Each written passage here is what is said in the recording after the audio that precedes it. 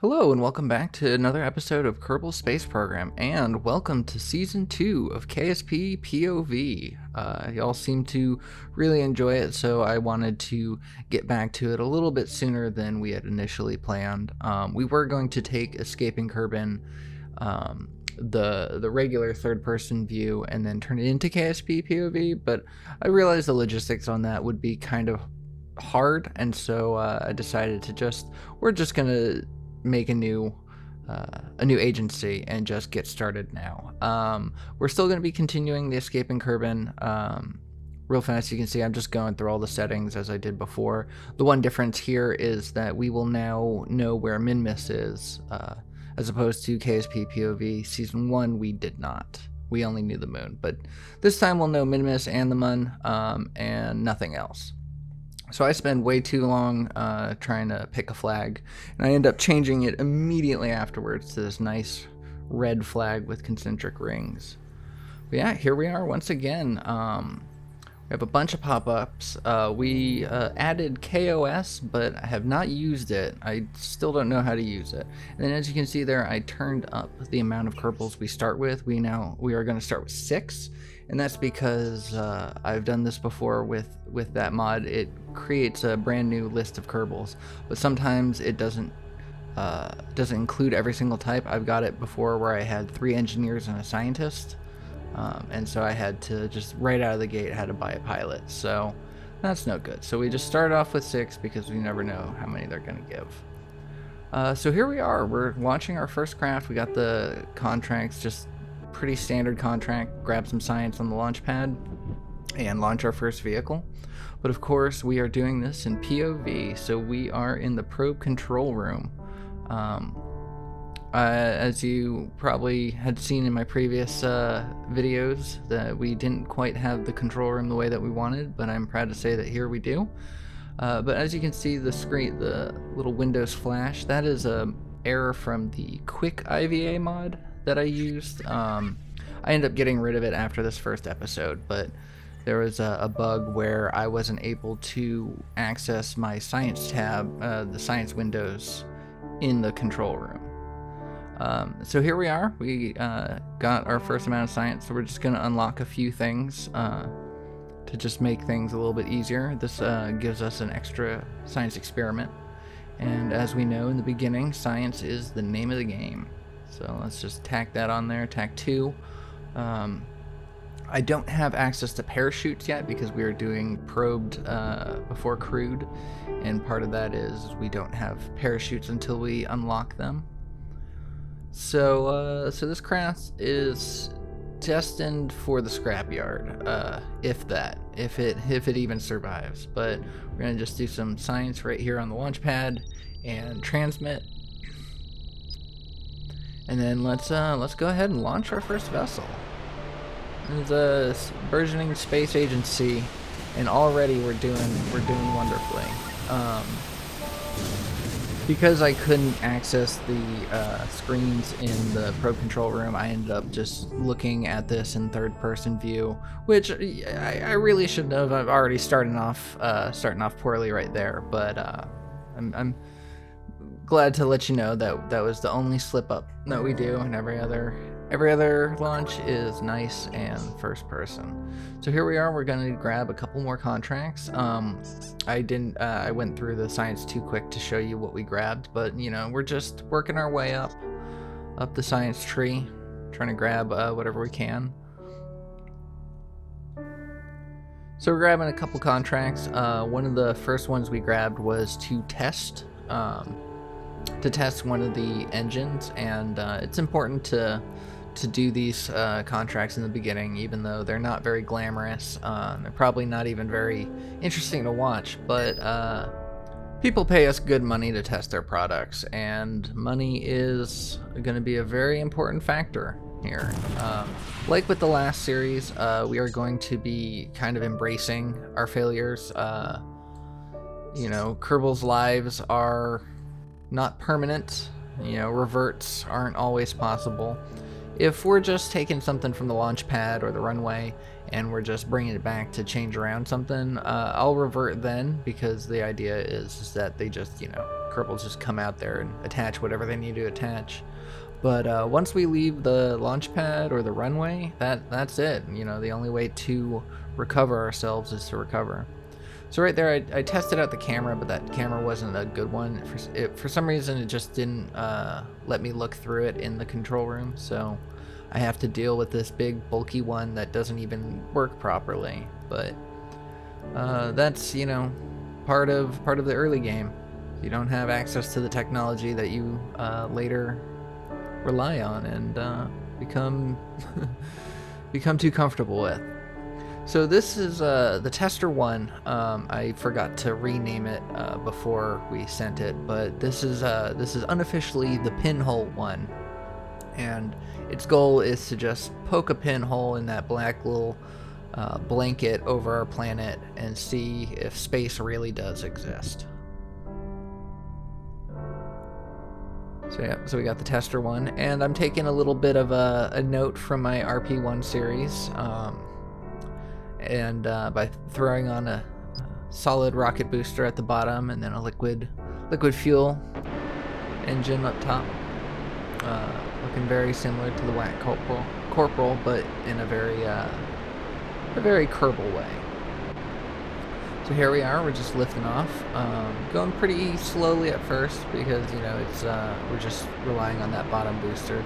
But this is just to give us a little bit of a kickstart before we start our liquid fuel engine. And then, of course, we have at the very end, our last stage before we separate is another solid rocket booster.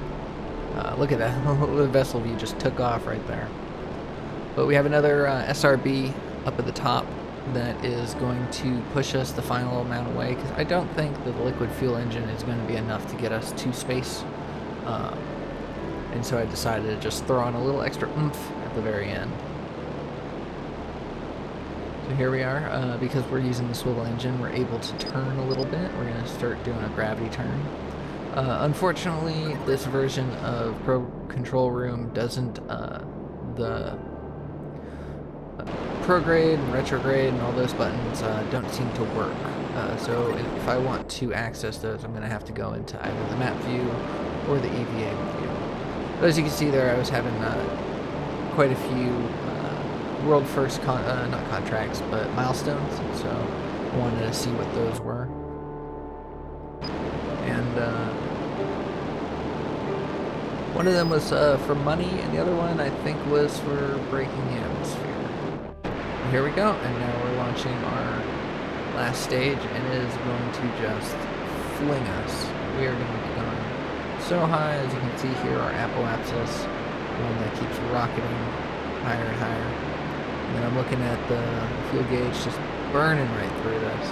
And then before we know it, we have a 2 million meter apoapsis.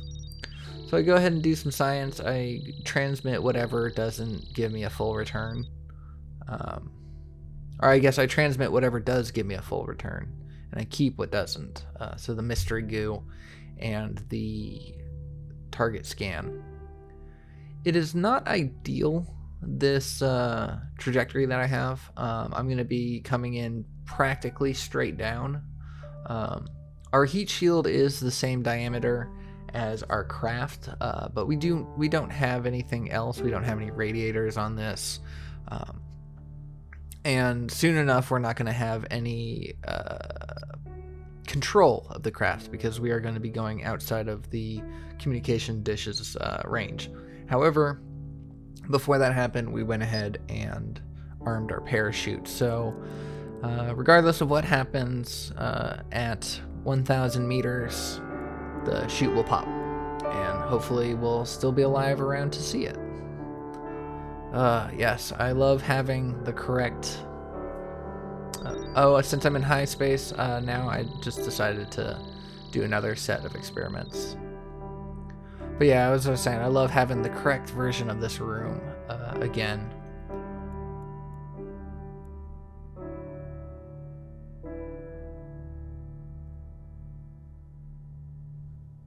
So as you can see here, our connection to the KSC just separated, and now we are no longer in control of our craft. But right at the very end, we got connection again because the KSC had moved, thankfully, but it was a little too late. We couldn't turn ourselves around, and the Aero Forces destroyed the Tester 1 probe. We did get a little bit of science out of that, so that was nice. But overall, that was kind of a failure, even though we did complete contract. The two that I end up getting is an enter into space contract, where we just have a probe go above 70 kilometers. Nice and easy. We already proved that we can do that. We don't even have to return it or anything, so that's easy. And then this next one is to collect a bunch of different experiments from the shores. So we are going to do our very first crewed command pod, and because why not? I'm excited to get into this series again, and the crewed pods were where I had the most amount of fun. The probe control room is great. It's got a lot of great tools, but it lacks a certain intimacy, for lack of a better word. There's just a completely different feeling when you're the astronaut in the capsule. It's when the mission goes sideways, it's your life that's on the line. So I'm gonna go ahead and just gonna time warp to get the sunrise, because we don't want to launch in the dark. And because I forgot to put a Kerbal in the front seat, we weren't able to do our IVA. So we go ahead and grab our first pilot, whose name is Herbal. Our Kerbal's name is Herbal, so that's fun. Now here we are in a completely new pod that I have never seen before, and so I'm trying to figure out what everything does, and I realized that the lights work, so that makes me think that other switches in here will work too. So I'm excited. I'm about to fly a completely new capsule. Those who watched the KSP POV series before have not seen this either, so this is something brand new for all of us, and I'm excited about this. So I spend the first couple minutes just looking at everything that there is to see, trying to make sense out of all these buttons. I will learn more as we go along, and we will actually take this on another flight in another episode. Like the first KSP POV series, I recorded several episodes at once, and so I'm very excited to say that the series is going very well so far, and I'm happy to have you along for the ride.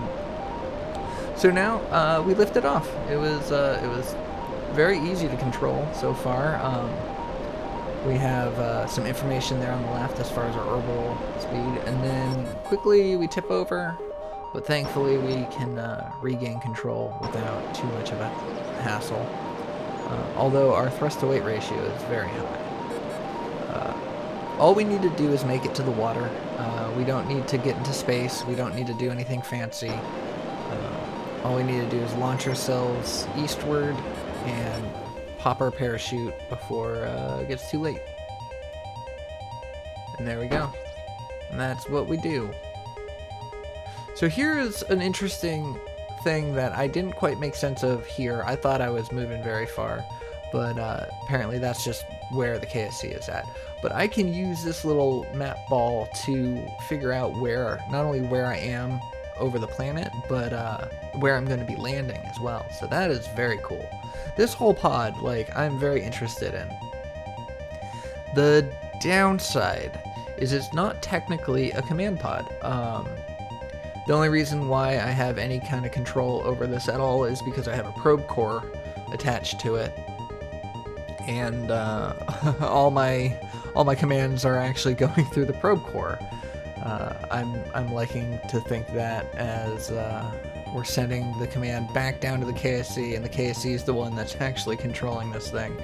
So it's a little bit ridiculous, and I'm kind of sad because that means that in order to use this command pod, we'll also have to have remote control access to it. which makes things a little bit difficult in the early game because we don't have our remote tech communications network set up, and so we're flying by the seat of our pants a lot. But hopefully we will unlock the Mach 1 command pod, and that is a very nice command pod. I thoroughly enjoy it, but there's just some unique things to this one that I think I'll miss. I may end up having to design a later game craft based around this. Maybe when we have our communication network set up. That's when we'll start using this again. Well, here we are. As you can see, our parachute popped and we landed safely into the water. And we go ahead and we do our science. One of the last things that was required is we needed to do an EVA report. And so I just come down here to the menu. I go ahead and EVA my herbal Kerbal. Then we hop back in. We are going to be using Through the Eyes of the Kerbal mod, but just at the moment when we're not actually leaving the craft, I just decided to grab the crew report as is. And so as you see, we got a bunch of science from that. And this science tab is going to be a huge goal for us. It's going to have a lot of things that we need. But for now, I am just going to unlock the aviations node, because that will give us access to wheels, and then through those wheels we can start making science rovers to do these missions right here, the collect science around the KSC. So I'm going to go ahead and start on these missions real fast because it's a great way of getting science as well as money early game. And it's super easy to do. I mean, it's a little tedious. You know, you got to drive your rover around. It's a lot easier in third-person view because, you know, you can just easily see where you're going and zoom out and all this stuff. But once again, we are in KSP POV, so we are going to be controlling this through that little camera that you see in the front as best we can. I'm just going to say that. So one of the experiments that we have to do is called the simple temperature scan, and then there's the simple atmospheric pressure scan, which is different than the regular temperature and atmospheric scans. So I'm coming in here trying to figure out what object gives that. It takes me a very long time until I figure out this little satellite system thing, and then I spend a few minutes just looking online trying to figure out what it is, and it turns out that yes, this item is the thing. And so just to test it real fast, I go ahead and bring it out to the launch pad, or the runway.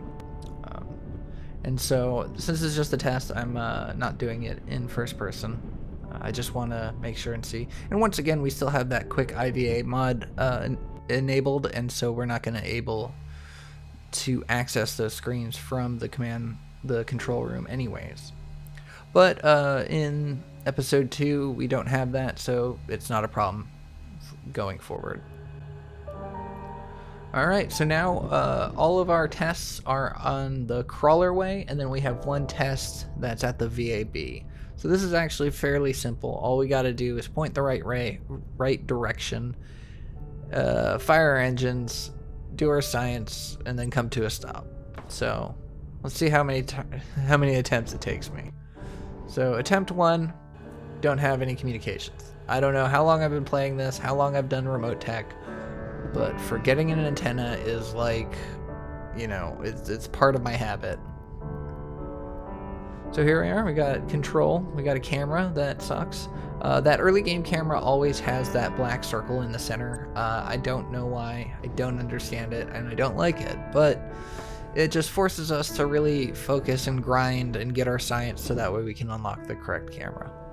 So on attempt 2, we realized that that engine is not going to be good. So we go ahead and just throw on a Reliant, which is also, you know, too much, but we just need to go in a straight direction. It shouldn't be too hard. Alright, so let's take 3. This is the Rabbit V1, although that does look like the Rabbit 6. So I will end up changing that to just be the Rabbit 1 eventually. And that will actually be on the second iteration, Rabbit 2. So here we are, we fired our engine, and then we hit the side, and before we knew it, we destroyed our entire rover. Wasn't really paying attention, but like I said before, we are owning our mistakes, and so that whole rover got destroyed, and we had to pay the price for it. But it's all in the name of science. So this is the Rabbit V1-2, which doesn't make any sense, but I hadn't noticed it yet, so there we go. And this camera that I added onto it doesn't work with the raster pop monitors. As you can see here, it works in the EVA view, but not in the raster prop or in the IVA mode. Excuse me. So what we end up doing is we just go a little blind. We have our information on the screen. I'm using the horizontal velocity to kind of determine how fast I'm going. I'm using the altitude adjustment to see that I'm going straight. And then I flip into this camera a little bit. I feel like it's okay because it's, you know, a camera that's attached to the thing. Oh, and there you go. Somewhere in between, I forgot that I had actually ended the recording and started a new one. And as you can see, our pop-up windows now appear in the probe control room. And once again, that was a fault of quick IVA. Oh, there we go. We arrived at the VAB. Sure, Werner was probably not going to like how we did it, but we got the science, so he can't complain. So now I'm looking at what else I'm going to need.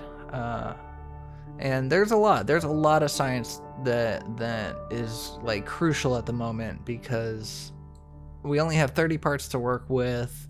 You know, we don't have any kind of maneuver nodes. We are in the earliest of game. Sometimes this is the most fun to me. It's just that brute force, figure it out, you know, fly by the wire, forge yourself in fire kind of gameplay. So for our last mission before we call this episode, we are going to take one more stab at sending a probe into space and getting that mystery goo experiment. We were able to get some of the science from space low and space high because we transmitted it, but I want that goo, you know. So we are going to take another step. We're going to name this one correctly. This is now the Pinhole 2, and it comes with radiators, and we're going to have a reaction wheel. It's going to be good. We're gonna bring this thing back. I can feel it. We go ahead and put our camera on there just to give ourselves an eye on things. We barely get any view out of that thing, but it seems like it's better than nothing. So once again, early game technology, early rockets. I probably would have been better just using the same one that I did before, the tester one, as we called it. But no, I decided to rebuild from scratch, because why not? So what I'm doing here is I'm adjusting the thrust so that way it doesn't use too much right in the beginning, and we can just have a nice easy takeoff, but I can still use my swivel engine to angle myself for a nice gravity turn because the SRBs don't have any gimbaling. So that's what I did, is I basically just tuned down the thrust to weight ratio, or the throttle. So we're basically just using the gimbal in this point, and then I will reset the throttle once we separate those side boosters.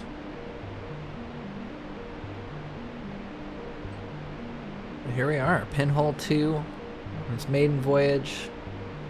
I did forget to mention we have Crash installed, so we do have the ability of test flying certain things, certain rockets and planes and whatnot. I haven't done any test flight in this episode so far because there's not really a point to it. Test flights cost money, and so at the moment we need to save every credit that we have.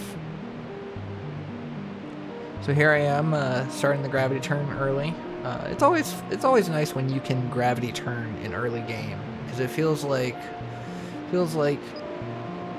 at the beginning you have like so little control over your rocket that like doing anything except for launching directly straight up seems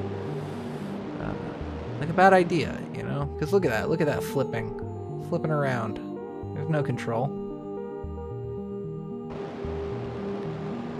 So I once again throw on the throttle, and then I bring myself back to where I'm supposed to be at. So that failure was only minor and momentary. But, you know, it wouldn't be one of my series without a few minor hiccups, a couple setbacks, a little bit of lost control here or there. Can't be too perfect now. So yeah, we just wait for our craft to come back up, point it over the horizon, and we just kick on our throttle once again, regain control. So we're almost out of fuel here. As you can see in the vessel viewer, our tank is red, which means it's about to go out, and there it goes. And we are now free floating. We are just the probe. So as you can see there, we did not pierce the blanket. Pinhole 2 did not make any hole because we will not be reaching space today. Mostly due to that flipping that we ended up doing. That really set us back a lot. But we get some science from the upper atmosphere, so not all is for lost. As long as we can bring it back home, we'll get our mystery goo. And since we're low enough in the atmosphere that we'll probably not incur any heating effects, I go ahead and arm my parachute.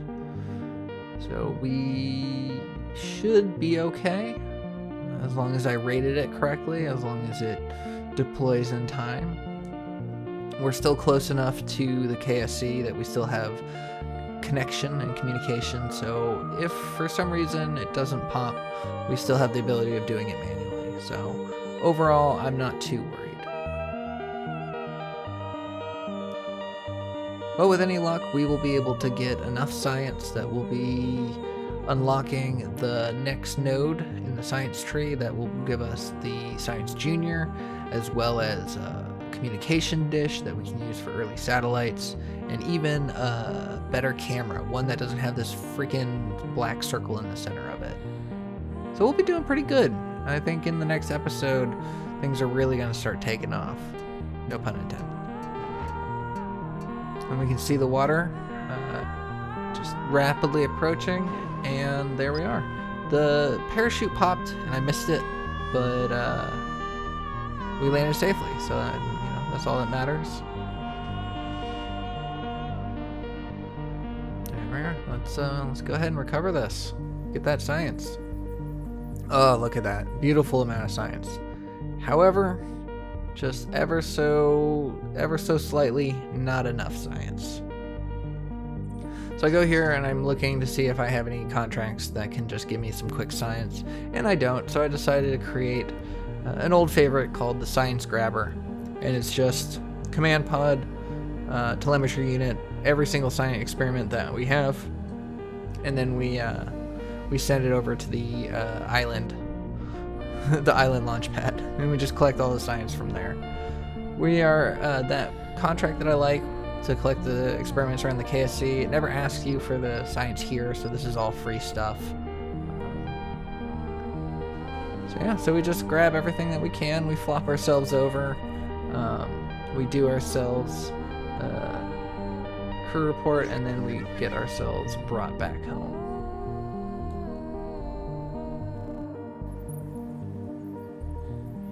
And there we are. We got more science than we actually needed for that. We only needed a little bit, but we're gonna unlock this node partially because of the Science Junior and the Probodobidine hex, but primarily for that camera. That camera's going to do us good. And we unlock this for the Beagle. But anyways, that is where I'm going to leave today's episode. Thank you so much for watching. If you liked it, and if you're looking forward to more of this series, please consider giving me a like, and I will see you in the next one. Take care.